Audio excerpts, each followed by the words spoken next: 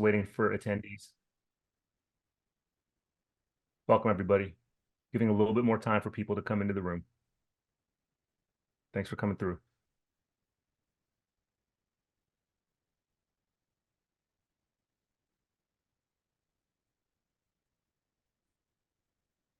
I'm gonna give a little more time. You all folks are still coming in.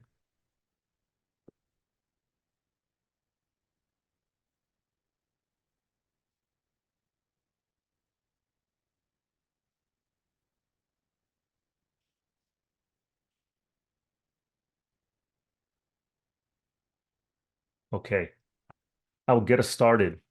Good morning, good afternoon, good evening, wherever you are. My name's Dylan Rodriguez, he, him pronouns. I'm here in my capacity as co-director of the Center for Ideas and Society, and I'm also a professor in the Department of Black Study and the Department of Media and Cultural Studies at UC Riverside. It's a true privilege, actually an honor, to welcome you to this conversation with Dr. Charisse Burden-Stelly on her recently published book, Black Scare, Red Scare, Theorizing Capitalist Racism in the United States. I'm really looking forward to this. I'm grateful to co-sponsor this event with the Astounding Marxist Institute for Research. I'm co-sponsoring this event as part of the Decolonizing Humanism programming stream that I proudly curate at the Center for Ideas and Society. So everyone who's here, please know that this event is being recorded for eventual posting on the Center for Ideas and Society YouTube channel. Captions should be available on your Zoom interface for those that prefer it. For those who are unfamiliar, many North American universities include institutional land acknowledgements in the introduction of campus events. I respectfully decline and refuse to participate in this practice. I join, I think, a growing group of people, comrades, loved ones, friends, elders, youngsters, etc., who reject the official version of the land acknowledgement because it seems to have come to function as a normalization of colonial power rather than a meaningful challenge to it. So I welcome you instead with an encouragement, an encouragement to embrace the imperative of activating collective serious study and activity that, at minimum, denormalizes the conditions of occupation, anti-Black violence, and coloniality in and beyond the University of California.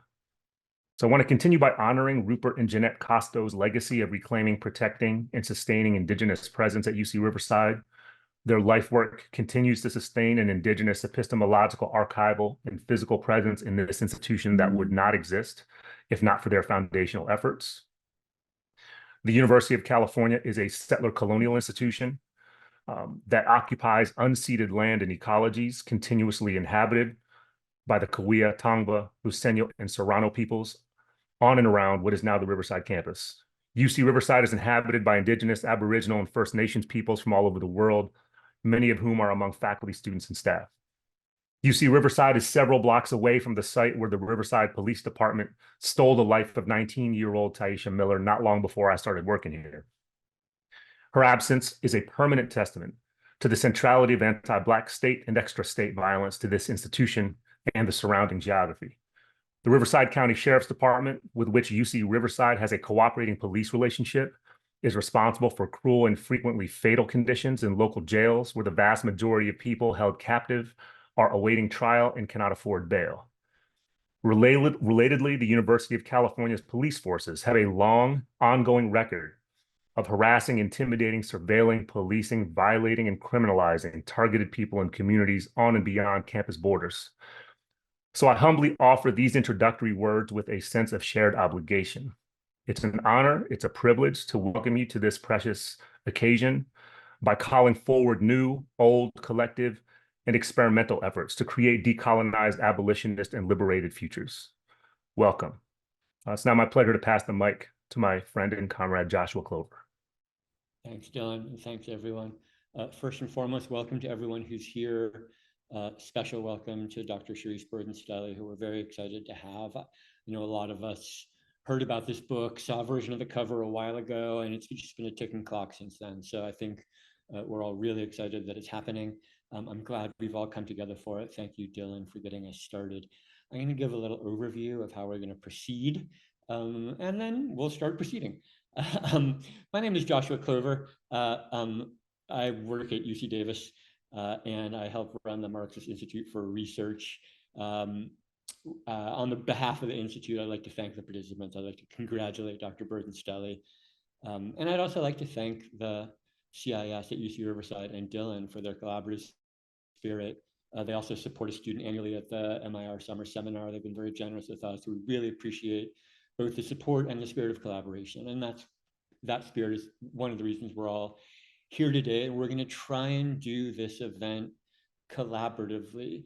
When I'm finished giving an overview, I'm going to pass it to Stephanie Jones after I introduce everyone who hasn't been introduced yet. Stephanie's going to welcome us to something closer to the content of the event, get us thinking about the topics at hand, and then pass it off to our guest, Charisse Burden-Stelly, who is going to give us an account of a book, a brief overview, and then we'll move into a more conversational mode. Each of us will try and ask one of those questions that feels at once pressing and too big to answer, and Dr. Charisse Burden-Stelly will do her best to deal with them, and then we'll move into a larger conversation with the audience who's here. We'll take questions, we'll answer what we can, and we'll all walk out of here feeling more knowledgeable, more excited, more energized, is my hope, at 5:30 California time. You can translate that to whatever time you are currently dealing with. Dylan already introduced himself. So let me introduce the two remaining participants. We're going to hear next from Steph Jones. Uses she, her pronouns. Steph's a UC president's postdoc at UC Riverside, which is a cool and admirable thing to be, and much respect for getting there, in the Department of Anthropology. Her work interrogates geopolitical conflicts and anti-Blackness in the context of Oakland, California, hometown for at least 3 people here right now. And she believes in the radical potential of building community, studying in community, and struggling in community in order to pursue the liberation of all oppressed peoples. Dr. Charisse Burden-Stelly is an associate professor of African American Studies at Wayne State University and a 2023-24 Charles Warren Visiting Scholar at Harvard University. It is quite a moment to be thinking about Black scares and red scares around the grounds of Harvard University, I gotta say. She's the author of Black Scare, Red Scare, Theorizing Capitalist Racism in the United States, co-author of W.E.B. Du Bois, A Life in American History, and the co-editor of Organize, Fight, Win, Black Communist Women's Political and Reproducing Political Writing and Reproducing Domination on the Caribbean, Postcolonial State. Those are some intros.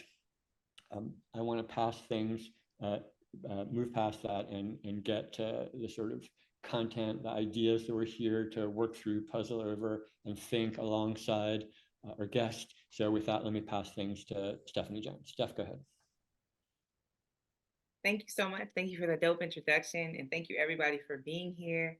I am so excited to talk through some of these ideas in community.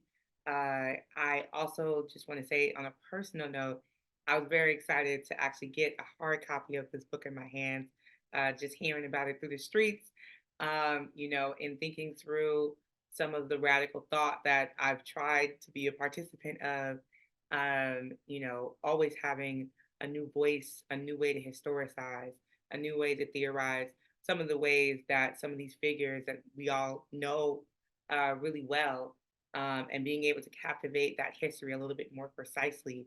I was really excited to finally read this book and use it in some of the communities that I'm a part of, to really sort of like reiterate some of the ways that we actually talk about what radical thought is and how we can better understand it through our studies, through our scholarship, and through our activism. So before we get started and hear from the wonderful Dr. Charisse Burden-Stelly, I wanted to play for us a clip of Du Bois, his actual address. So Du Bois, a historian and activist, gives an address to the Wisconsin Socialist Clubs in Madison on socialism and the struggle of Black people in America. The speech I'm about to play was given April 9th, 1960. At the time of the speech, Du Bois was over 90 years old. And this is months before his remove to Africa, a couple years before he died at the age of 95 on August 27, 1963. In this speech, you're going to hear Du Bois's understanding of socialism, Du Bois's understanding of what, as he puts it, is the problem of the color line. How do we then understand and help Black folks get rid of things such as poverty and disease? So I'm going to play a small part of the opening of this speech, and hoping we can sort of dive into some of the ideas that not only Du Bois addresses, but how do we then contend with how we understand his understanding of socialism, and maybe how we can use that today.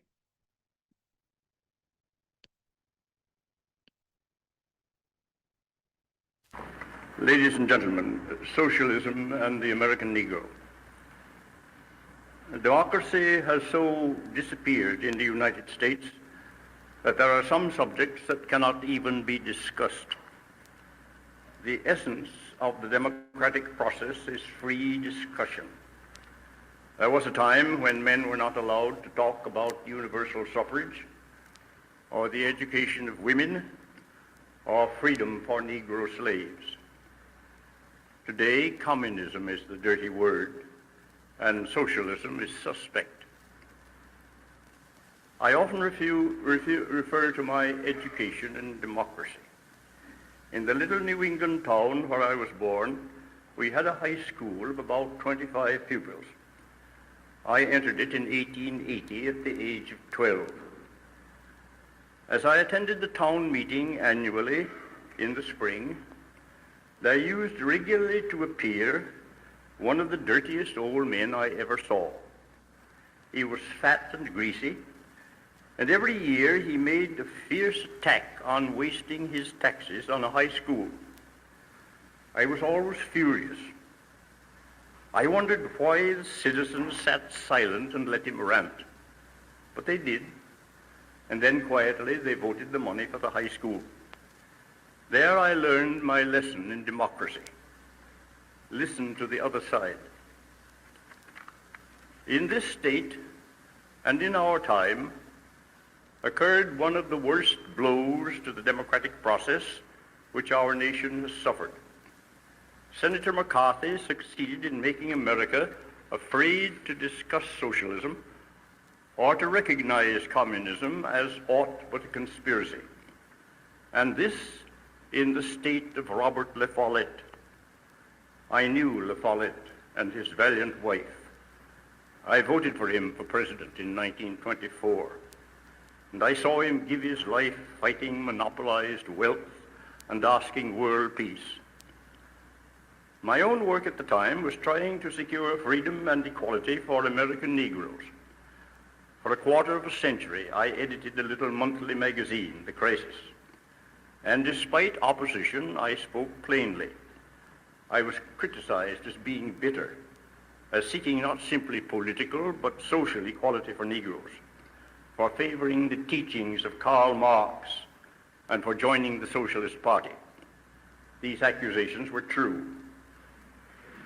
But largely as a result of my work and the work of others, the Negro made progress toward equal citizenship.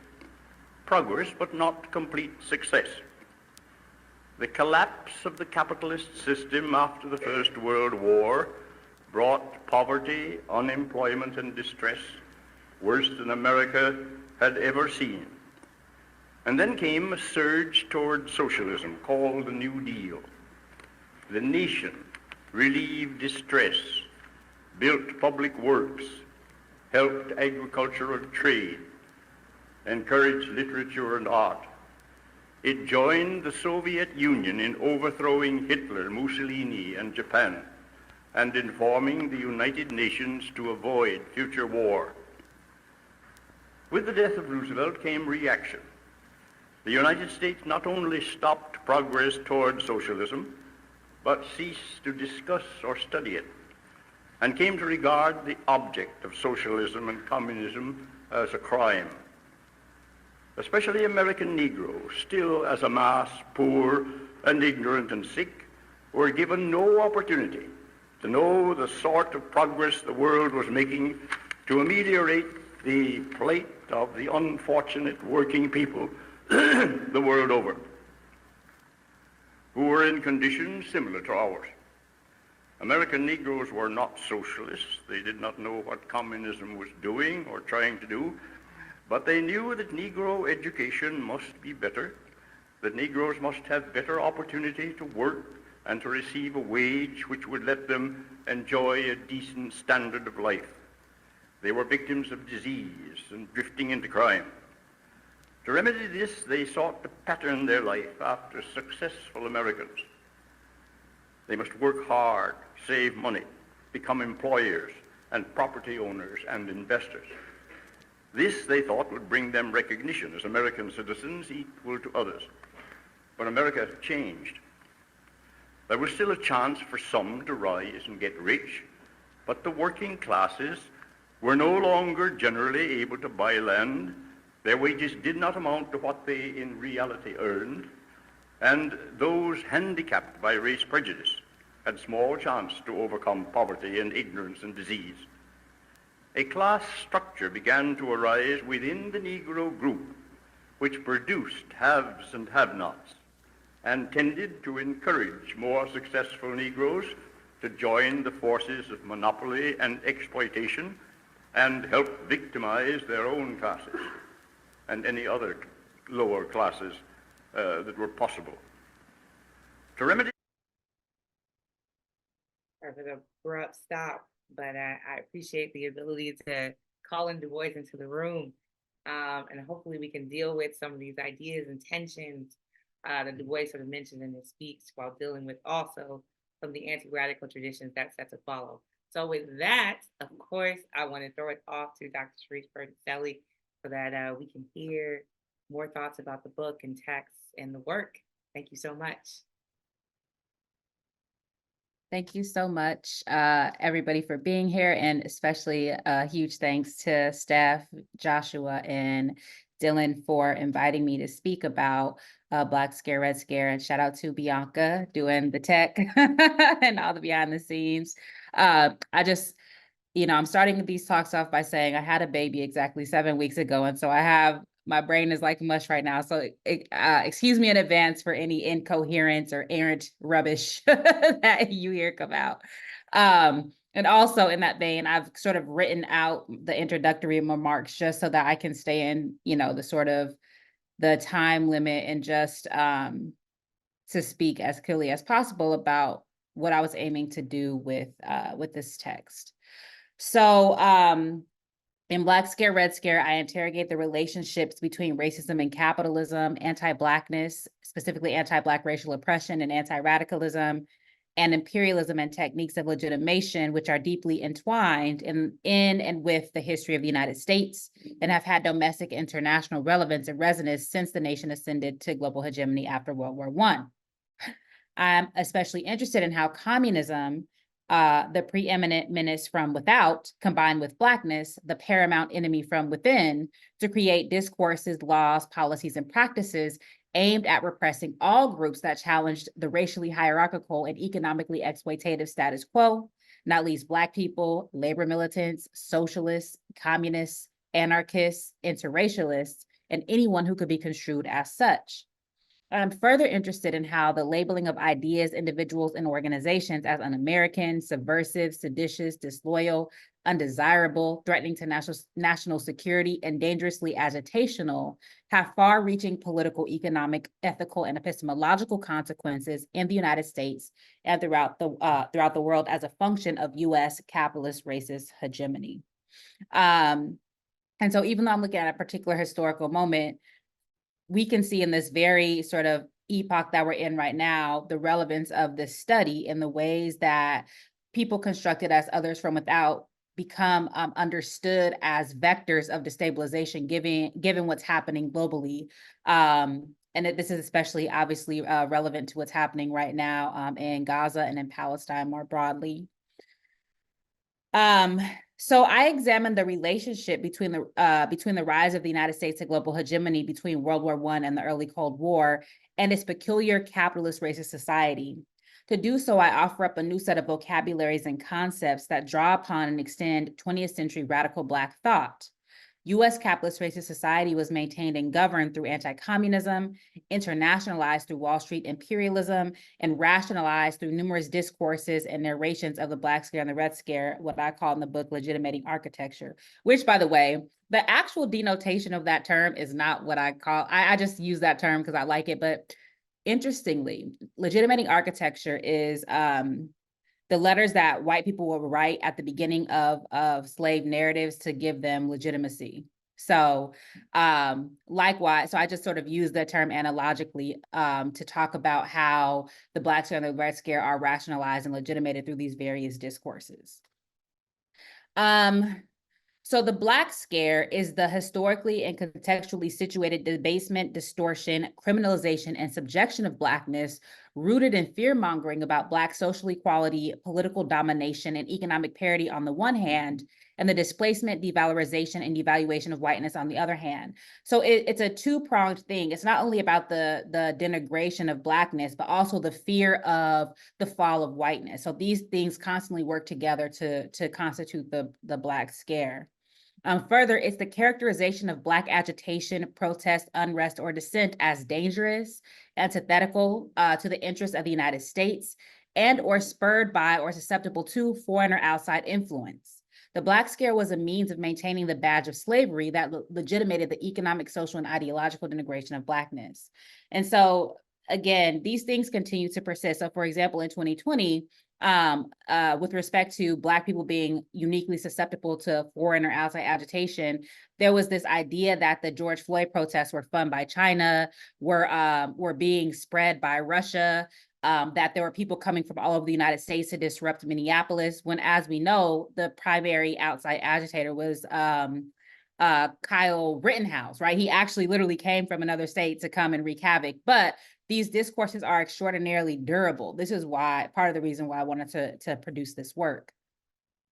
The Red Scare is the criminalization and condemnation of anti-capitalist ideas, politics, and or practices through discourses of radical takeover, infiltration, and disruption of the American way of life, to maintain a society organized along race and class lines and dominated by a majority white capitalist elite. So majority white is important. In the United States, it's not all white, right? It's majority white. So we still have some, mammies of empire, for example, whatever you call Kamala Harris and Stacey Abrams and the like. We still got some chips in the cookie, but it's a majority white elite, and these persons of color are still upholding white supremacy. After 1917, the Red Scare was most prominently articulated through the specter of the communist Bolshevist and the fellow traveler. The Red Scare is the process by which a fear, a hatred, and an obsession with communism and radicalism writ large helped to mold the country into what it became in the 20th century, and it shaped militant challenges to the status quo into a danger to the nation that was attributed to agitators and plotters, traitors, and conspirators. The Red Scare, especially when employed alongside the Black Scare, offered numerous narratives aimed at preserving the extant social order. Communism was maligned as inherent deceitfulness, deception, and the power to dupe. Progressive social and economic reform were misconstrued as disguised revolution, setting the stage for creeping socialism and ultimately communism. Left-wing organization, discipline, and assembly were mischaracterized as foreign control conspiracy.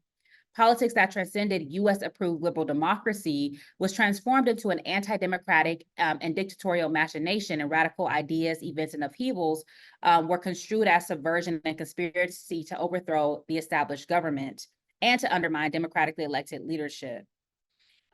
So suffice it to say, like anything that is theoretically assured by the Constitution is turned into something dangerous when it's called communist, or when it's construed as communist or said to have communists involved. And so which means that persons who can be construed as communist or some type of other dissident radical, they're denied civil liberties and civil rights, even though they are ostensibly enshrined in the Constitution, right? And so the Black Scare, Red Scare shows the what are the limitations of democracy? Who is positioned on the constitutive outsides of the state? And of course, I go on to talk about how the Black Scare and the Red Scare are mutually constitutive legitimating architecture, That is, discursive formations and political narratives, including foreign-inspired, disloyal, subversive, seditious, and un-American, that codify the official policy, legal regimes, and social practices that organize society. They work together to position capitalist racism as the preeminent system of political, economic, and social organization to which any challenge is dangerous, illicit, and illegitimate. The legitimating architecture sustains racist capitalist society by identifying which peoples, organizations, ideas, and political formations are dangerous to the status quo and therefore must be controlled and neutralized. As well, the Black Scare and the Red Scare position radical Blackness as a malignant regime of politics, ideas, and organizing that pose an existential threat to the American way of life and that taint any person, place, or thing associated with it or that accommodates it. So I also offer up a novel temporalization. So basically, I talk about the epoch-spanning World War I and the early Cold War as a problem space.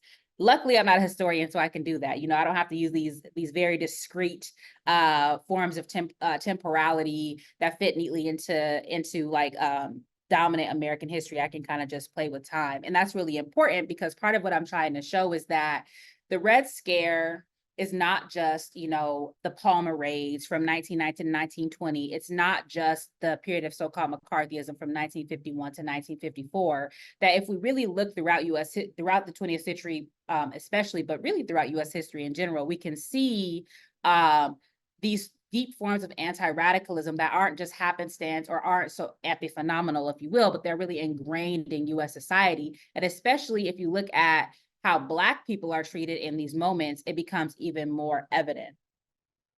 And so part of some of the things that I'm looking at are the Espionage Act and the Sedition Act. I am looking at the Palmer raids and the way they intersect with nationwide race riots in that long 1919 moment. I look at how the rise of and consolidation of monopoly finance power created a particular anxiety around New Negro radicalism, which was red-baited as Bolshevist, and the ways that communism was black-baited as Negro-loving. And this becomes particularly stark in the 1920s. In the 1930s, I look at how the Great Depression, facilitated by virulent attacks on racial and worker militancy, as large swaths of the population shifted downward economically and leftward politically. And then in the context of World War II, I look at the dialectic that arose between racial exclusion from and burdened and predatory inclusion into industry and unionism on the one hand, and the disciplining of Black insurgency for political and economic equality by construing it as foreign-inspired on the other hand. And then during what I call the long delay of McCarthyism, which is roughly 1947 and 1954, I look at how the Cold War and the normalization of anti-communism as a means of eradicating anti-capitalist activity intersected with a means of, sorry, my timer's going off because my 10 minutes are up. But so I look at the ways that the normalization of anti-communism intersected with a disciplining of Black people to manage any form of progress or racial hierarchy. And that includes concessions that are made to Black people. So I highly recommend everybody read Ori Burton's new book, Tip of the Spear, where he has a good understanding and a good sort of rendering of co-optation and of how particular concessions are actually forms of warfare and are actually forms of state repression that I lay out that are akin to or that are part and parcel of what I lay out in Black Scare, Red Scare. So I will stop there so we can have more of a conversation and I'm not just talking at you all, but thank you to everyone who purchased the book, who's reading and engaging the book, and I look forward to hearing all of your thoughts on it. Virtual applause, real applause. Thank you. I just want to express appreciation for that. And I think that we all could have listened to you for another 30 minutes if you had chosen to go, Charisse. So I want to just reiterate that this book is a gift. It is an absolute gift. Not in the kind of bullshit ass Santa Claus way. I'm talking about it's a radical gift. It's a gift to sustaining and advancing collective radical thought and praxis. It's a gift in terms of a kind of circulation and sharing. It's that kind of gift. So I want to just express appreciation from, I think, many, many people in just putting that out. I want to also say that this book right here, the obligatory thing is to talk about how you're going to assign it in every university course you ever teach, which I will. More importantly, this book, and for that matter, Ori Burton's book and other books, but this book in particular, I will be reading, and I have been reading and working with this book in autonomous study groups beyond the university, and in a sense against the university, in kind of a practice of obsoleting the university, which is the dream, as far as I'm concerned. I'm talking about groups that are abolitionists, that are anarchists, that are Marxist, other left organizations. So this book has and will be part of that collective work, and I appreciate that as well. That's the kind of gift I'm talking about when I call it a gift. So my question. So let me just echo back some of what Charisse was saying in this framing part of our discussion. I want to really bring emphasis to what I understand to be the book's insurgent, archival, and theoretical method. And you already gesture to that in many ways. I think in some ways, principally, the way that, as you put it, you play with time, right? And the thing is, time plays with us, you know? So I think that there's a way that the book pushes that out there. And when I talk about an insurgent, archival, theoretical method, what I'm really saying is Black study. So the book advances Black study. It drives the book. It animates its framing of what you call the Black scare, Red scare, longue durée, among other concepts. And I just want to mention some of the concepts here for folks that maybe have not read the book or read the book quickly, but just to highlight some of the concepts that you bring forward for folks to concentrate on those keywords as they enter and study the book. Concepts like structural position of Blackness, Wall Street imperialism, the notion of anti-communism as a form of governance, and near the end of the book, the way you name the peculiar U.S. counter-subversive tradition really echoed with me, given my obsession with domestic U.S. counterinsurgency nowadays, right? So I feel like I'm thinking with you in so many ways. There's so many ideas. So you give us this throughout the text, and then you begin the epilogue in a way that I think, again, reflects back some of how you started your comments, which is you affirm to us that this book is what you call a history of the present. I think it's profoundly timely, although I feel like the book is probably evergreen. Like I think it would always be timely, but it's really timely in the moment that we're reading it. So that leads to my question. Sorry for the long preface. What are some of the ways, and this is kind of for everybody, but it's for you especially, what are some of the ways that you think people can translate your archival and theoretical method for various forms of collective praxis, including, but not limited to forms of praxis that are oriented by Black radicalism, communism, Black communism, anarchism and Black anarchism, decolonization, anti-colonialism, anti-development, land and ecology, self-defense, abolition, and so forth. Yeah, so how would you think about that translation? And thank you again. No, thank you for that wonderful question. So I'm going to refer to Tip of the Spear a lot because it's really the best book that I've read in a long time. And Ori and I were just in conversation at Harvard last week or the week before. And part of what he said that I think is part of what I was doing without naming it in this way was a disloyalty to official sources. Because I do use several government documents, but really I'm reading them against themselves, right? I'm trying to reveal the distortions, the lies, and the repression that are evidently, or that are sort of embedded in these documents, and that are meant really they're not meant to inform. They're not meant to liberate. They're not meant to make people more safe. They're meant to obfuscate, to confuse, and to bully, right? Groups, especially those that are pushing back against the violence in the United States, but also groups that are simply holding the United States to what it says, to how it narrates itself, right? Which is radical in this state, interestingly, but it really shouldn't, if you really think about it, it's not really that radical. They're not really trying to overthrow the government per se. They're just simply saying the things that you said you stand for need to apply to everybody, even if you don't agree with them. Right, they need to apply across society, not just to the people at the top, which is interesting that is radicalism, right? That becomes sedition, that becomes subversion. But so methodologically, it's using the archives that we have. It's not eschewing the state documents, but using them against themselves, right? Showing them for what they are. And the way that you do that as well is to include the radical Black voices that are historically subsumed, that don't count, right? That we don't see these people as knowledge producers because ostensibly they're dupes of Moscow, because they're devoid of reason and rationality, because of their race, because we simply don't know they exist, or we are engaged in a willful ignorance about their existence. And so I'm talking about people. So we know about Du Bois, right? But we know about particular aspects of Du Bois. Many people don't know that Du Bois joined the Communist Party, right? Many people don't know that Du Bois was like a devout socialist for the majority of his life. But we don't know people like William Alpheus Hunton or Doxy Wilkerson or William Patterson or Esther Cooper Jackson. And these people are really important because things that we think we're conceptualizing now in our time of duress, they've been saying that. We didn't just start, Black people didn't just start talking about fascism. Black people didn't just start talking about war and warmongering as endemic in this society. They didn't just start talking about, like, nobody who is creating ideas now just started talking about the US as fascistic. This is not new. And so, but part of the reason why we can, people can either out of malice or out of ignorance can think that these ideas, that they thought of these things, is because we don't necessarily read, we don't read deeply, and we certainly don't go back to the source. We don't return to the source, as Amir Cabral would say. So methodologically, this is what we need to do.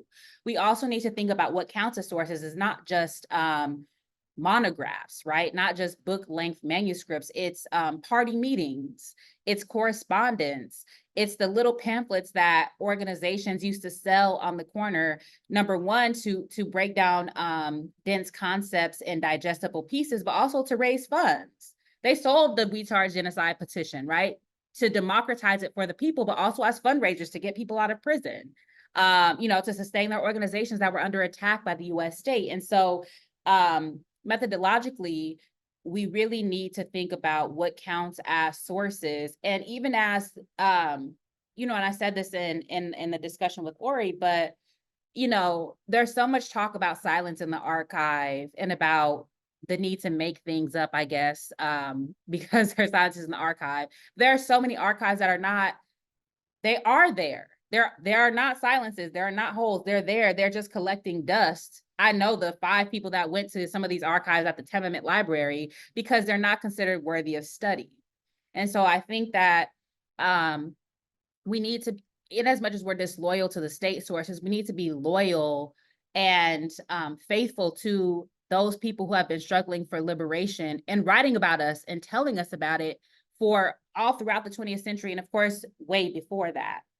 I think the last thing I'll say about method is that there are some concepts and terminology that some of it I innovate, some of it I repurpose, but this is not in a capitalist way. So there's people who just make up all these different terms that mean the exact same thing that something else meant. And it's really just a permutation of ideas for the purpose of profit or it's just really an accumulation logic. What I think I'm trying to do is like, how can I be as precise and clear as possible to tell this story? Like, what is the language that we need to combat mystification, to combat obfuscation, to combat alienation? Like, how can we really get to like the meat of what's happening? So for example, the example I use the term structural location of Blackness, because there's so much talk about caste. And side note, I wrote a whole article as to why this is not a caste society and why the terminology is an op. But if it's not caste, if it's not just race, it's not just class, then what is it? And so I don't even know if structural location of Blackness is the best way to describe it, but I really try to define it carefully. But I use that term because it's like, how are Black people positioned? Why is it that we continue to be sub-proletarianized generation after generation? But then what is the class dynamics among Black people, right? There's a class dynamic among Black people. And why is it that Black abjection continues to be reproduced, especially as we continue to resist? So that's the the contradiction. It's like the more we assert our humanity, the more the humanity is undermined. And that's something very particular to the Black experience. We're not the only people that experience that, but it's something that's endemic in our experience. So yeah, those are just some thoughts that came to mind from your question, Dylan. Thank you. Yeah, I appreciate that. And I'm gonna have to bring you back so we can have like a 3-hour dialogue because I want to be selfish. I'm gonna throw the mic over to Joshua before I start jumping into like 8 follow-up questions. That was really rich. Thank you. Appreciate that response a lot. Go ahead, Joshua. This is the tragedy of inviting fascinating guests, right? Is you get an hour and a half and it's really full, and all you want is like 6 hours more, but we all have things to do, and we're like, can we do it next week? Can we come back here? Before I ask my question, actually do want to make a cheap plug if I can. So I also help program a student radio show at UC Davis. It's called NPR, which is short for No Police Radio, and we talk about pretty much what you'd guess. It happens every other Monday from 4:30 to 5:30. It's happening this upcoming Monday, the 5th, 4:30 to 5:30. You can catch it at kdvs.org, and our guest is Ori Burton, and we're going to be talking about Tip of the Spear. So, that I think makes a nice matchup because Ori's work and name came up a couple of times here. So I'm glad that we have that kind of overlap. I want to try and turn to my question.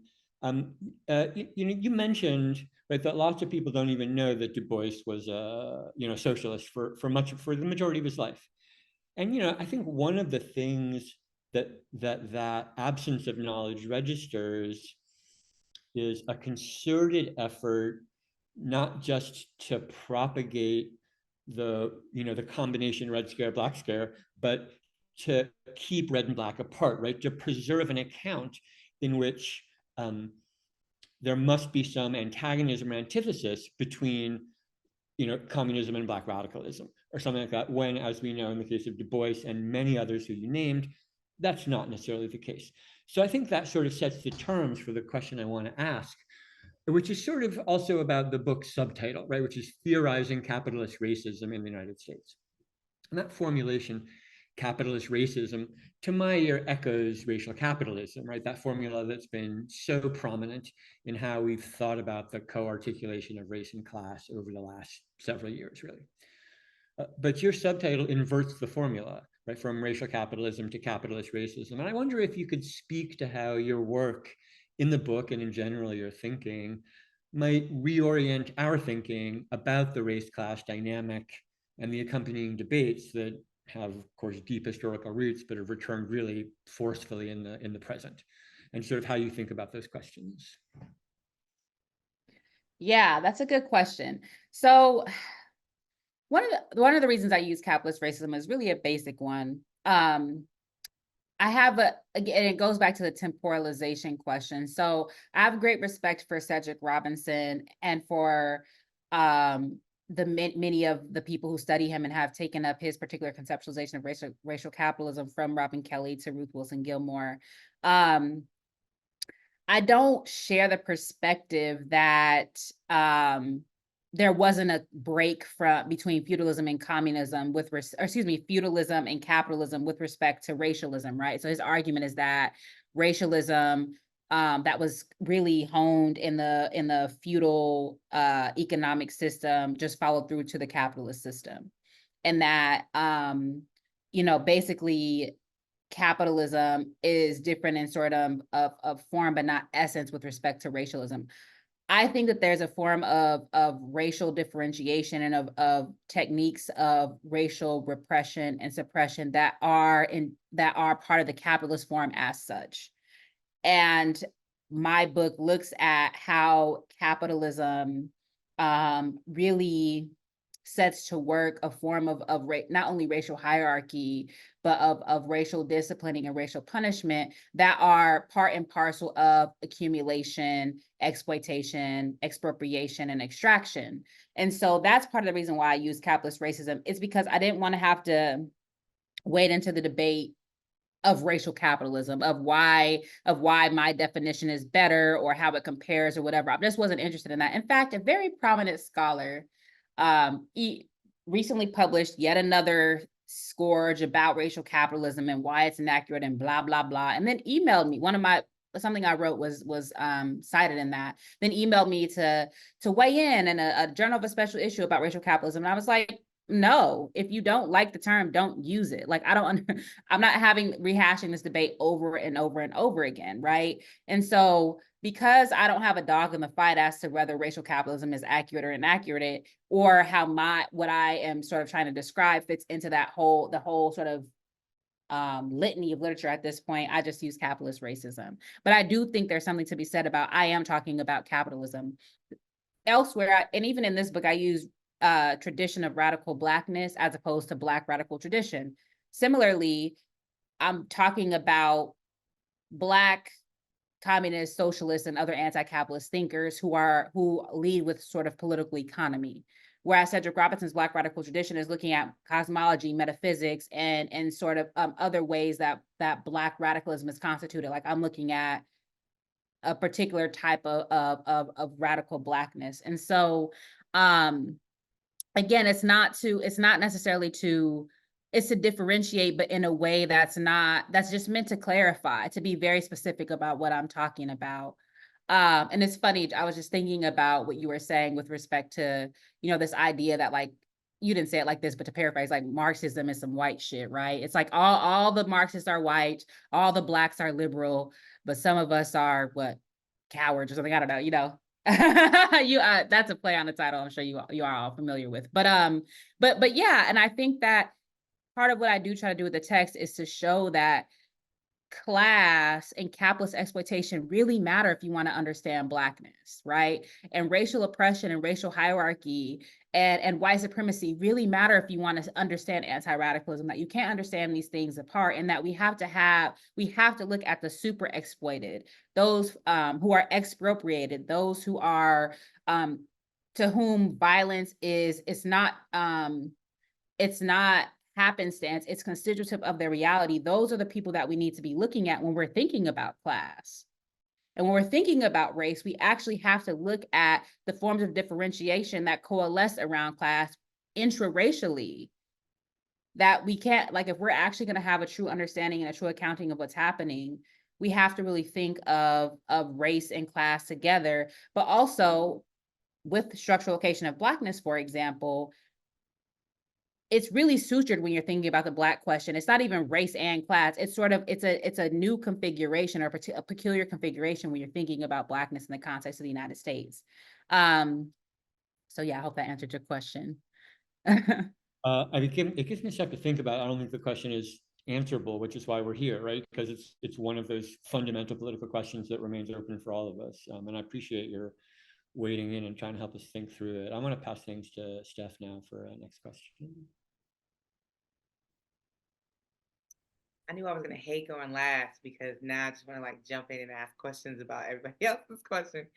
But I did want to pose a sort of selfish question, just in thinking through, for me, what I sort of sat with the most in sort of going through the text. But can you sort of lay out the significance of, like, what Du Bois calls these witch words, which is this, like, discourse of an anti-radical tradition? And I'm using anti-radical tradition to think through all of the repression and the trials and sort of like the rebirth of criminalization, and thinking through Black radical thought. I want to know, how does the state understand radical politics, and sort of like what is the use of the narrative used to criminalize and condemn Black radical thought? And most importantly, I want to hear your thoughts on, like, is there a way to see this sort of anti-radical tradition as productive?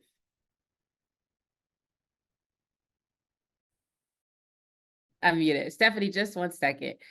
Dylan, was part of your question how people resist? Did somebody ask me about resistance? How people resisted state repression? Was that one part of the question that I forgot to answer? No, you didn't forget to answer it. It's in there, and we can talk about it. We can talk about it as part of this larger conversation for sure. Yeah, but that's when I was thinking about practice. When I thought about the translation to praxis, I think you actually did start to get to it, because the self-defense piece is kind of hardwired into how people, make use of and then read these documents against themselves from the state, but also how we need to read, the actual guerrilla archive, the actual liberationist, and insurrectionist archive as part of that ongoing discussion around self-defense, and then everything in excess of self-defense, meaning aggressive activity, aggressive revolutionary activity, etc. Yeah. Offensive offensive self-determination. Sorry,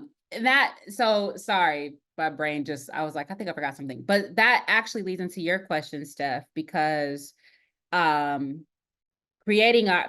this lexicon, or this conceptual, the set of concepts to clarify, is an antidote to witch words, right? Witch words that are meant to distort. So let me just read the entire quote, which actually isn't in the book because editors cut out block quotes. But I'm gonna read Du Bois's quote. It's from 1949. He said, "Why are we afraid to reason and wait and persuade? We are afraid, for we stop logical thinking. We invent witch words. If in 1850 an American disliked slavery, the word of exorcism was abolitionist. He was a nigger lover. He believed in free love and murder of kind slave masters. He ought to be lynched and mobbed. Today the word is communist. Never mind its meaning in a man's mind. If anybody questions the power of wealth, wants to build more Tennessee Valley authorities, or advocates civil rights for Negroes, he is a communist, a revolutionist, a scoundrel, and is liable to lose his job or land in jail. And yet there is not today in this nation an honest progressive citizen who does not share in his beliefs many of the basic ideas of communism." So that's the quote.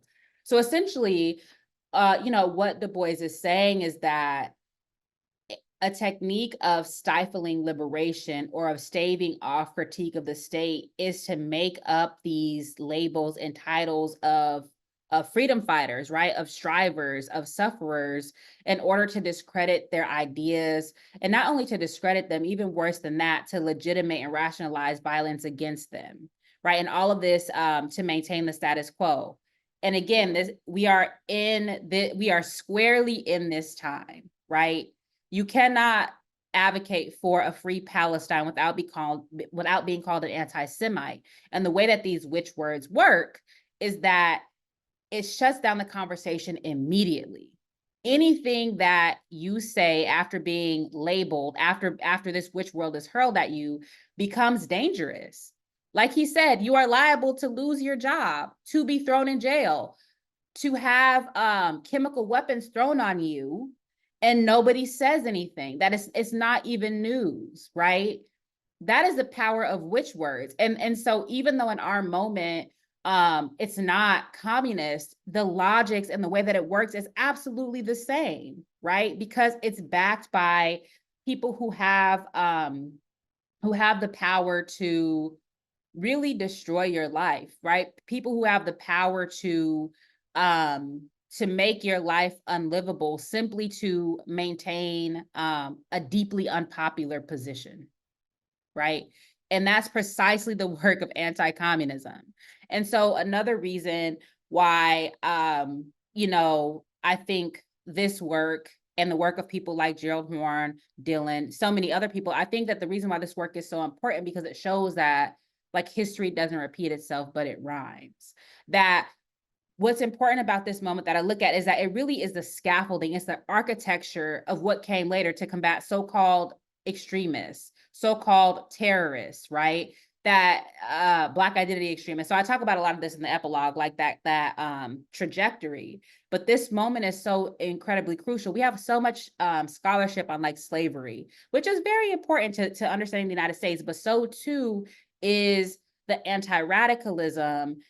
So too is the Cold War moment, which really is the scaffolding, right? It really is the underpinning of the counterinsurgent, counterintelligence state. I mean, it's constructed much earlier, but it's really consolidated in that Cold War moment. It's really rationalized and legitimated, and takes off in a sort of, is on steroids in that moment. And so witch words are important because they do the work of obfuscating, of distorting what is actually happening, what is actually being called for, what is actually in the best interest of the people, and turns it into something bad or dirty or criminal or dangerous. with real material consequences. So this sort of ideational attack has real material consequences for people's lives, and it makes you so in the book I talk about societal self-regulation as one of the outcomes of anti-communist governance. And so what that means is that the state then doesn't have to do anything. We tell on ourselves, we censor ourselves, we tell on our neighbors, right? We distrust each other because of the effects of these witch words and how they're used to propose and pass bills, to allocate funding, right? To warehouse whole populations of people, to have people lose their livelihood, et cetera, et cetera. And so these ideas have real material consequences, especially for oppressed and dispossessed, colonized, racialized people. I want to note, first of all, that was an amazing answer. And second of all, that we're right on time, which is its own kind of miracle. The organizing plan was to have this conversation involving the panelists go till about 5 and then open the floor for questions. Open the floor in this case means open the question and answer box. A couple of you have already figured that out. But if people have questions for our guest or want to sort of muse on the conversation in a way that can move it forward, now is your time to shine.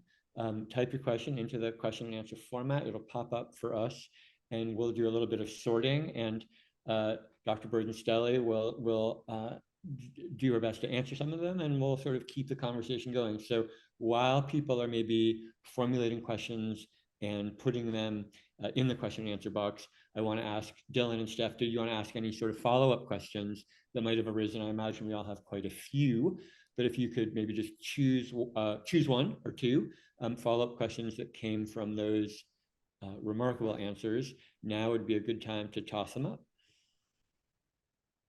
Is it cool if I go? Yeah, Go please. ahead. Yep. Go ahead. Never mind. No. You know what, Steph, you go, because I think it makes sense for you to follow up since your question was you just posed your question. So go. Okay. I was just reflecting on sort of what you mentioned earlier. I think this is a response to Dylan's question, but forgive me if I'm thinking about this wrong. In thinking through, these Black radicals are really trying to hold the government, the state, to this idea of democracy that was promised, right? There's a couple places in the book where you talk about how really these folks are trying to promote peace and equality amidst this war-mongering state. And the process by which, that happens is, in reaction to that, these folks get criminalized, these folks have, their material lives sort of ruined. And I'm wondering if for you, that's sort of the crux of how we then come to think through what we mean by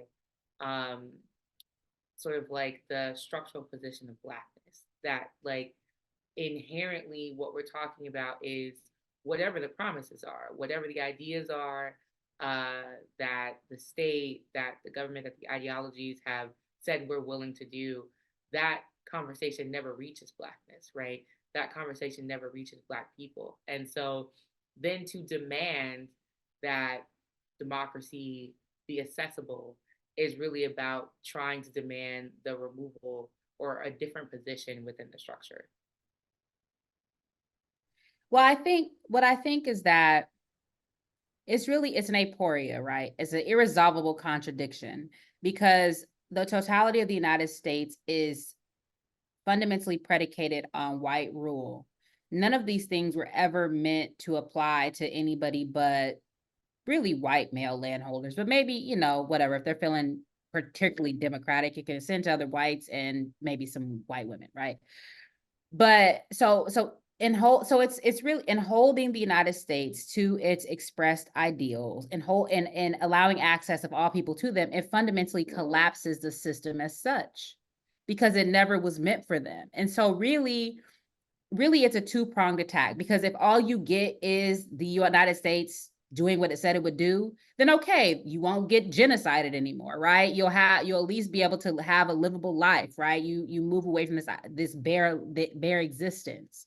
But on the other hand, if the United States cannot do it, number one, what you show is that liberal democracy is a farce, right? And you show in real time that this is never attainable. Therefore, we might as well do the thing that is going to be beneficial to most people, right? And so I think that is now there are some good Negroes who really believe that the United States meant what it said, and that racism is just a blip in that march toward, in that sort of linear progress narrative. But I think that most people understand, or at least I won't say most people, the people that I think with and that I write about understand that this is unattainable, because and the way that we show that it's unattainable is by struggling for the thing, right? So it's I think that's the sort of strategy. I don't think that any of these people actually believe in liberal democracy. They know that liberal democracy is the way that imperialism and colonialism and war are legitimized and narrated,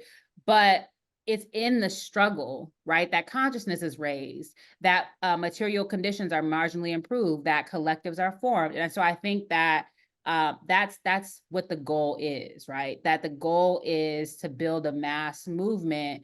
And again, to clarify, right? Hide nothing from the people, claim no easy victories, as Cabral would say. I think that's the strategy. And to do it in a way that you don't get thrown in jail. They do anyway, right? Even though they're doing everything that's supposed to be sanctioned by the state, they still get thrown in jail. But you notice none of these writings, right, at least overtly, are saying like, take up arms against the state. They're saying like, Black people should be able to vote. And that's sedition. And so I think that it's a tactical strategy. Yeah. I think this is in some continuity with the way you were thinking just now. So one of the things that I thought about when in the section of the book where you work through anti-communism, and particularly the Black Scare, Red Scare nexus as a modality of governing and of governance, is what I think is a relatively unbreakable connection to anarchism and anarchists. So it's like the figure, the ideological position, the politics, as well as the messy bullshit that the repressive anti-communist, white supremacist, anti-Black colonial state turns that which word meaning communism and communist into where it's everything, right? It's all Black people who are potentially engaged in like a form of militant liberalism, right? They become communist or communist influence, all the rest of that. It made me think about the continuities with the figures of anarchism and the anarchists. Obviously here I'm thinking about William Anderson's book, Nation on No Map. And I'm thinking about the Stop Cop City indictments, where anarchism and anarchists are like the most prominently featured political lexicon in the actual text of the indictments. So it's more of a kind of open-ended question, but I'm curious how you think about that relationship, both within the kind of the repressive state apparatus or the repressive state technology around anti-communism, and within the broader kind of liberal to progressive left self-policing that you just referenced, right? Where a lot of the folks that we consider to be friends, allies, potential allies, end up being the cops.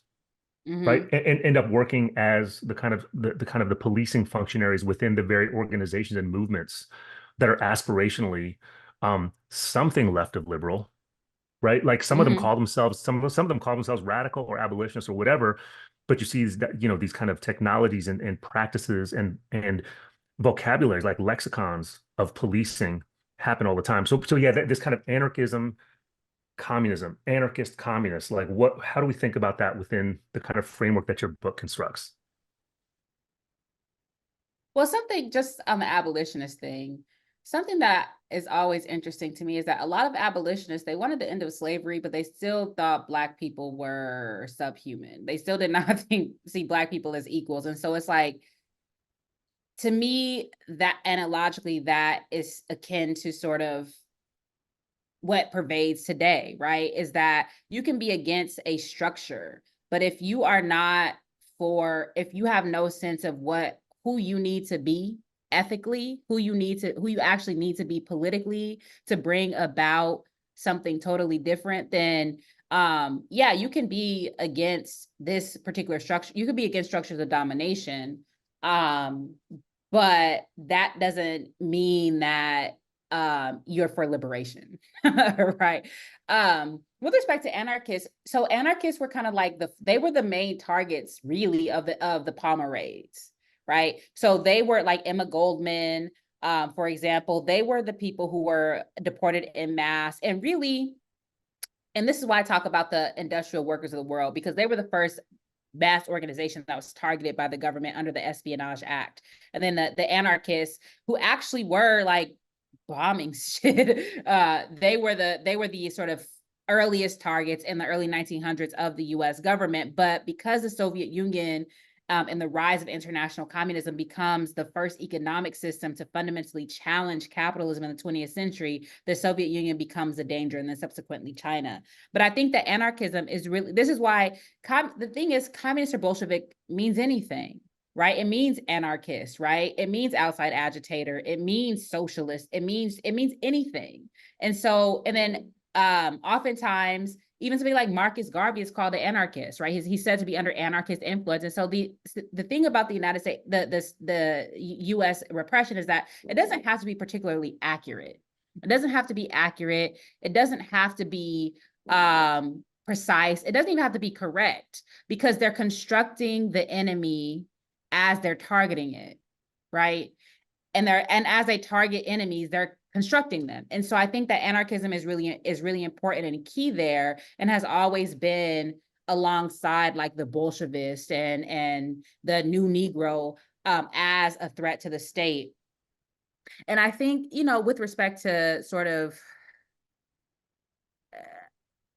there's so much self-regulation and so much sort of liberalism embedded in even the most radical US struggle, because the US is so right-wing that even the left movements are to the right of kind of what's happening globally, right? And so I think it would behoove us all to think more anarchically.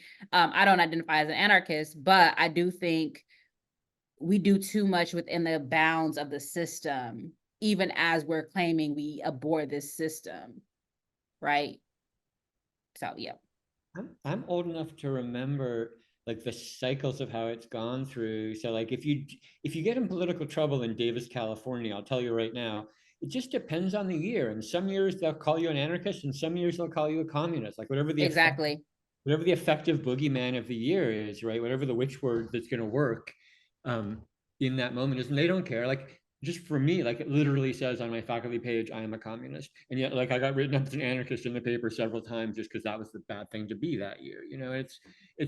It's quite bizarre to actually go through it and watch it happen and realize, but these categories mean nothing to these people. Like pure repression means something to these people, and these categories are going to transform as needed to make that work. I think it's probably a good opportunity to take some questions from the audience. We have a lineup of questions that have been presented. We have to choose some. We'll certainly never get through all of them in the time we have available to us, but let's start in and see what kind of progress we can make. So I want to read first a question from Alana. I don't know if the questions are supposed to be anonymous or not. Let's go with anonymous. So this is a question from an audience member. You've also written earlier on the problems associated with the institutionalization of a culturalist approach to Black studies. Can you reflect on what the impacts of this may have been on the silencing of Black radicalism of the kind your work is foregrounding? Yeah, so the foregrounding of what I call culturalism, which is the abstraction or the diremption of a cultural analysis from any consideration of political economy, that has been able to pervade institutionally precisely as a mollifying force. So what culturalism does is it makes culture both the site of oppression and the side of resistance, right? So whether it's a turn to a particular type of diaspora over and above Pan-Africanism, whether it's a turn to to postmodernism over and above materialist analysis, like this whole anti-essentialist, post-structuralist thing that came about just as the sort of material realization of decolonization and anti-colonial movements were really taking off. And so culturalism, and this is not culture, culture is its own thing, but culturalism, this idea to keep people thinking about simply aesthetics and performance and those types of things over and above real material struggle, does the work of positioning people, or of making people think that they're being positioned against the state when really they're participating in capital funding its own opposition. Right. And so that to me is very much part and parcel of the black scare and the red scare, because there's the carrot and there's the stick. The stick is like throwing people in jail, deporting them, getting your ass whipped by the cops, etc. The carrot is the Ford Foundation, the Mellon Foundation, the massive rise of the nonprofit industrial complex. These serve similar functions, but those are the carrots. So they pay you to reproduce the status quo as opposed to beat you into submission. I mean, again, this is something that figures prominently in Ori's book, but it relates to my book when I write about Cold War liberalism, right? That basically Cold War liberals are trying to pull apart the black scare and the red scare by taking up the red scare to kind of try to beat back the black scare, right? And so they're taking particular concessions or particular rewards from the state in order, but then negotiating the terms of their immiseration, because they're advocating the repression of some of the best organizers, the best thinkers, some of the best thinkers, and the most militant people in the movement. Anyway, so I think that that's the way that like sort of culturalism and repression, especially anti-radicalism, like work together. That culturalism is a technique of anti-radicalism, to make a short story long. So I'll jump and ask the next question from the audience. It reads, Dr. Burden-Stelly, congratulations on the success of publishing another book and all other successes. My question, your term anti-communism as policy coming through the decades, what were some of the methods of resistance to the policies that were being set for by Senator McCarthy and more broadly the US government? Joining organizations.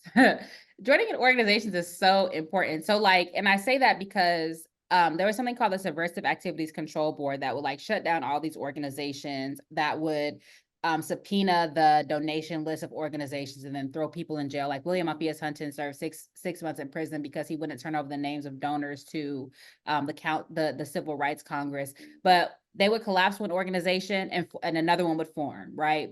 And then radicals would hire other radicals to work in different positions within these organizations. For example, when W.E.B. Du Bois was kicked out of the NAACP, he started to work at the Council on African Affairs. They gave him an office and a job at the Council on African Affairs. He wasn't paid very much, but they gave him that job because part of how anti-radicalism works is financial violence, right? That you can't make a living. And so that was one way to resist, is to like collectivize resources and to work, to move together and work together. There was also, there became something known as Fifth Amendment communists. So basically when they would be called before these committees, they would just take the Fifth Amendment. Now, at a certain point, taking the Fifth Amendment will also be the same as you admitting you are a communist. And so people were losing their job over that too. But part of what they would do is, again, invoke the Constitution and say, like, this is, I am guarding myself against self-incrimination. People went underground. They did lots of things that they didn't necessarily talk about and that I won't necessarily talk about here on Al Gore's internet. But so there was all kinds of other sort of forms of covert resistance, but then they engaged internationally. They had allies, not allies, they had comrades, some allies, but comrades internationally that had their back. So when Du Bois was indicted by the US government, there was a massive response globally. So they had these global connections. It was global connections that helped the Free Angela Davis campaign. A lot of the people who organized in the Free Angela Davis campaign had organized to free Rosalie Ingram in the 1950s, and some even had organized to free the Scottsboro boys in 1930s. And so anyway, I guess I'll say the collective nature of their thinking and of their struggle is really how they push back against the government, and why the government was so keen on shutting down the organizations and criminalizing assembly and association. So thank you for that. Folks, we have about 15 minutes left. So any last questions that y'all want to pose, please just use your question and answer interface on the Zoom. I want to raise another question from the audience. A nice, short, sweet one, but one that's rich. Is it worthwhile to debate or disavow which words? Is it a waste of time to argue against them? So words are important and unimportant. They're important because, again, they can clarify, they can be the basis of, for the state or for those resisting the state, for harnessing resources, for struggle, for really having a deep understanding of what we're doing and what is to be done.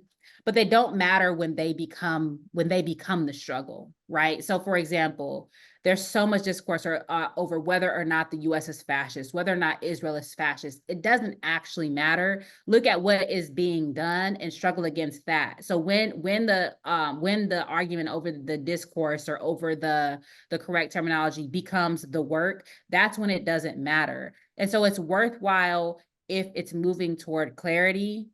It's not worthwhile if it's moving toward mollification or stifling struggle. So, there's this whole thing about it doesn't matter what you're called, it's what you respond to, right? And in some ways that's valid, but in other ways there is a time, we are living in it now, when you are called a thing, it has material consequences. And so in that way, it is important to push back against wish words and to always strive toward demystification and toward clarity, because we're also in a profound battle of ideas, and words constitute ideas. So yeah, I'll just add to that thinking, because you pushed me here, as alongside many others, which is I think when the struggle becomes over the terminology itself, I think that's where the full liberal counterinsurgency of academia really becomes central. Absolutely. Right? That kind of the role of the aspirational academic in this kind of colonial arena of academia ends up kind of decentering and displacing actual struggle against genocide and all of the kind of consequences and effects we're talking about. So I appreciate that answer. And the other thing I'll say is that it abets cowardice. So now we talk about economic democracy instead of communism.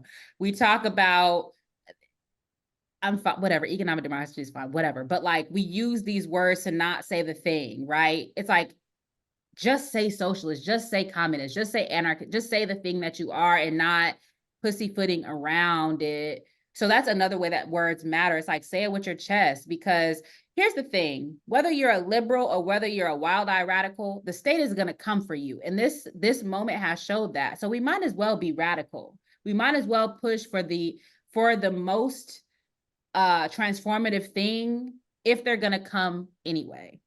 And that is what requires profound courage and the clarity. And that's where language and terminology and combating which words becomes important. Yeah, I find this a really loaded, difficult topic. This exact, like, do you argue words or not? I wrote this book about riots. And one of the things I discovered was people really wanted to have a long conversation about whether you called what happened in New York in 1967, or Detroit or in LA 92, like, was it a riot? Was it an uprising? Was it a rebellion? And the ways in which the name matters in understanding what people thought they were doing are really powerful. And the ways in which it doesn't matter, because what matters is that people did these things, whatever their names were, right? That they happened. And I wish I knew a way to get out of that, that drama or confusion or ambiguity, which, as Dylan notes, is particularly powerful on on campus in the department hallways when winning an argument is the highest possible stakes, right? And we know that's not the highest stakes in life. There's a bunch of good questions have showed up late in the chat. This always happens.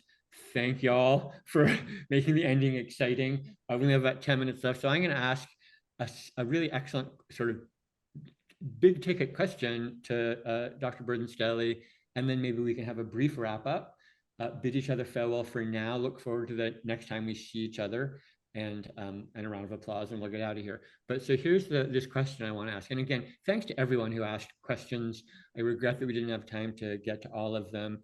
They're really terrific, thoughtful, insightful, and your engagement is deeply valued. And I want to ask this question, and I hope it's not just because it's close to my heart, but it is. Thank you so much for the book and the clarity. My question: could you talk a bit about how radical Blackness as a critical lens helps us understand the dynamics of repression and censorship happening against pro-Palestinian voices in the US today? Yeah. Well, so number one, I would say that, I guess because I'm Black, I've noticed that so many Black people are being targeted for their pro-Palestine position. And not only for their pro-Palestine position, some are not pro-Palestine, but for not being Zionist enough. So what that conveys is that Blackness will always be a central target of whatever struggle. And what I think that does is on the one hand, it encourages Black people to not be in solidarity with anybody. And that's where we get the reactive forms of politic. I won't name them here, but reactive Black politics that are anti-solidarity with anybody because ostensibly there's no relationality to what it is that we go through. Okay. I think that, so that's one thing. I think that what that should remind Black people and all oppressed people is that, again, they're gonna come for you anyway. So you might as well have the practice of struggle, right? Because so to me, part of struggling on behalf of Palestine means struggling on behalf of your community, whether it's the homeless person you see on the street, whether you're a faculty member and a student's being doxxed, whatever it is your community is, like, to me, it's a little bit disingenuous if you are going above and beyond for one struggle, but you completely ignore oppressed people exactly where you are. These things are intimately linked. And so I think that the radical Black people that I study, they understood internationalism. They understood and many of them spoke specifically about Palestine. They understood fundamentally that the struggle against settler colonialism in Palestine is intimately linked to, so they would say things like, so with respect to Korea, for example, they would say the lynch rope and the jelly bomb are two sides of the same coin. So the repression that's happening here in the United States is inextricable from the war-driven, war-funded violence that's happening elsewhere. And so likewise, what's happening in Palestine is deeply relevant to what's happening here. And a very clear example through radical Blackness is the Gilly program out of Atlanta, that the IOF trains police in Atlanta, that we have deadly exchange programs, right? That the 1033 program militarizes police in the United States with the same types of weapons and same types of techniques of repression that are used in Palestine. And then there's the question of solidarity that during the George Floyd uprisings, during from Trayvon Martin to Freddie Gray, et cetera, some of the most ardent solidarity we got was from Palestinians in Palestine, right? And so I think that radical Blackness helps us understand both repression, but also resistance, because radical Blackness means we have to be in solidarity with other oppressed people, other colonized people. We have to have we have to understand the international situation. We have to have a historical analysis, and we just have to have profound courage. They can't catch everybody. They just can't. Or they can, and then all the radicals are in jail.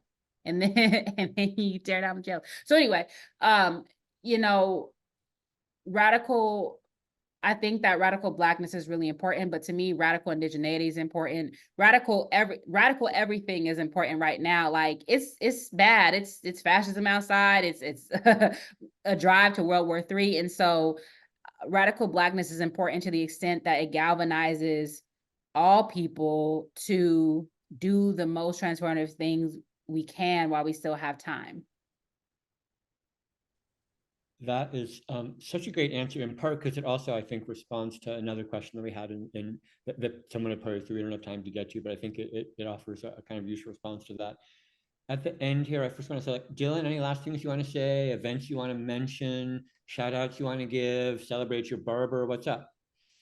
I am my own barber, so I want to celebrate myself Oh, yeah. as my own barber. Um, I do want to say that the Decolonizing Humanism programming stream has a number of upcoming conversations and collective, I think, collaborations, many of which are devoted to building political education, historical knowledge, and active solidarity um, around and with the Palestinian struggle. On the one hand, to resist this most recent phase in the ongoing genocidal occupation, but also toward liberation. So I know this is part of what I value about this book so much, Charisse, is that in addition to outlining all of the technologies of state repression, political violence, and anti-Blackness, what it really highlights is the irrepressible and uncatchable nature of Black radicalism. That it's kind of the hemispheric, transatlantic exemplar of what people have come to call liberationist, anti-colonial, abolitionist guerrilla warfare, which is actually it's actually impossible to neutralize. And the state understands that, and the military understands that. So that's one of that'll be my closing comment, Joshua. Thank you for that. Thank you for reminding us of that, and thank you for marking that. Thank you so much, Dylan. Steph, how about you? Last shout outs, last words? I just want to say thank you to everyone here. Thank you for all the attendees. Thank you to Dr. Burden-Stelly. This was an amazing talk. I again want to thank you personally for this book. It's been so generative for me. And I will end with, free all political prisoners and all power to the people. I'm loving this. I'm going to keep it real simple for myself. I'm going to say, first of all, shout out to the CIS staff who helped put this together, made the Zoom work, all that. Appreciate you. Thanks for letting MIR be part of it. Palestine will be free from the river to the sea, all the way, y'all, one to the other. Dr. Burden-Stelly, you got the last word. Sure. And thinking with what was just said in the last question is that in 1951, the Civil Rights Congress charged the United States with genocide and was clear about what genocide meant. And so people are being attacked and targeted for using the term genocide, and people are trying to turn it into a debate over terminology. Fuck that. We know what's happening. We know what it is. Keep that front and center until it's backwards. Thanks everyone for coming, for your questions, for your presence, for your thoughtfulness, for your engagement. We'll see you all soon. Thank you all.